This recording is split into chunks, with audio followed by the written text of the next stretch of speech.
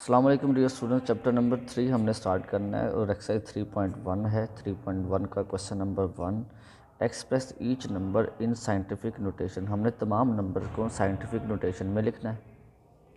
तो पहले हम पार्ट नंबर 4 को सॉल्व करते हैं। पार्ट नंबर 4 में देखिए कि डेसिमल जो हमारे पास है वो 3 टर्मों के बाद है। एक 4, 1 और 6, 3 टर्मों के बाद है। डेसिमल को साइंटिफिक नोटेशन में हमेशा याद रखिए कि फर्स्ट नंबर के बाद में होना चाहिए। डेसिमल हमेशा फर्स्ट नंबर के बाद में होना चाहिए, 3 नंबर या 2 नंबर के बाद नहीं। इस क्वेश्चन में डेसिमल जो प्लेस है वो 3 टर्मों के बाद है। हमने इसे लेके आना है फर्स्ट टर्म के पास। तो ले आते हैं जी। देखें 4 डेसिमल प्लेस था इधर, हम लेके आ गए फर्स्ट रकम के बाद। 4 पॉइंट आगे सारी टर्में वैसे के वैसे लिखे हैं, 1, 6, 9। अब चूंकि डेसिमल को हमने यहाँ से 4 के बाद ट्रैवल कराया है तो कुछ ना कुछ फ़र्क तो पड़ेगा। वो फ़र्क क्या आएगा कि 10 की पावर कुछ ना कुछ आ जाएगी। तमाम क्वेश्चन में यही हिसाब है। अब 10 की पावर क्या आएगी, जितना डेसिमल को हमने ट्रैवल कराया होगा वही 10 की पावर बन जाएगी। तो देखिएगा ज़रा, डेसिमल यहाँ पे था 1 और 2, तो 10 की पावर 2 आ गई। ये हमारा आंसर है। इसी तरह अब देखें पार्ट नंबर इसका फर्स्ट है। अगर फर्स्ट पार्ट में तो डेसिमल है ही नहीं है। अब याद रखें बेटा कि अगर किसी क्वेश्चन में डेसिमल हो ही ना तो उसके लास्ट पे डेसिमल होता है, उसके लास्ट पे डेसिमल होता है। अब डेसिमल है इधर, हमने इसको लेके आना है फर्स्ट रकम के बाद, क्योंकि साइंटिफिक नोटेशन में डेसिमल का बहुत ख़ास ख्याल रखा जाता है। वो हमेशा फर्स्ट नॉन ज़ीरो टर्म के बाद होना चाहिए। तो डेसिमल इस क्वेश्चन में लास्ट पे है, हमने इसे लेके आना है फर्स्ट टर्म के बाद। तो लेके आते हैं जी। देखें तो क्या आ जाएगा 5.7, आगे वो ज़ीरो लिखने की ज़रूरत नहीं है, मल्टीप्लाई बाय 10 की पावर कुछ ना कुछ आएगी। अब वो कितनी पावर आएगी आप ये देखें कि हमारे डेसिमल ने ट्रैवल कितना किया है। तो लास्ट पे डेसिमल था 1, 2 एंड 3, तो 10 की पावर 3 आ गई। यही इसका आंसर है।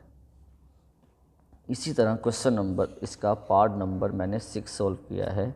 6 में डेसिमल जो है वो फर्स्ट टर्म से पहले आना शुरू हो गया।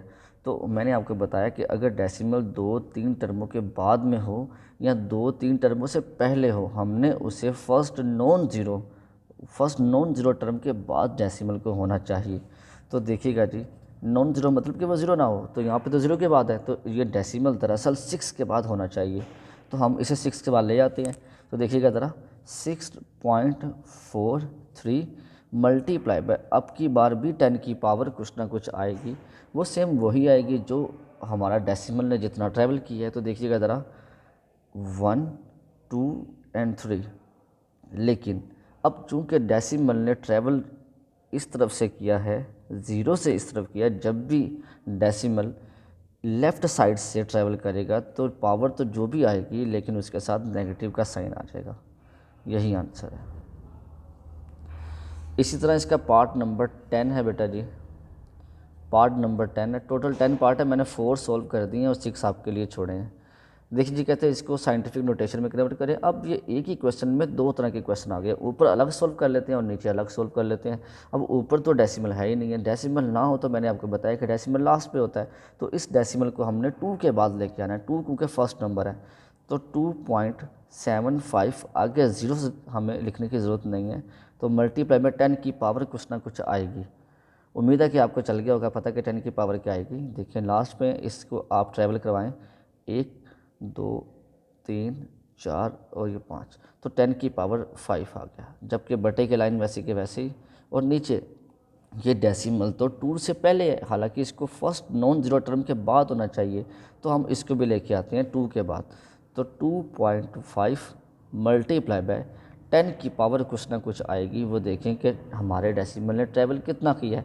तो देखिएगा ज़रा, पॉइंट यहाँ पे था, यहाँ से ट्रैवल किया 1, 2 एंड 3।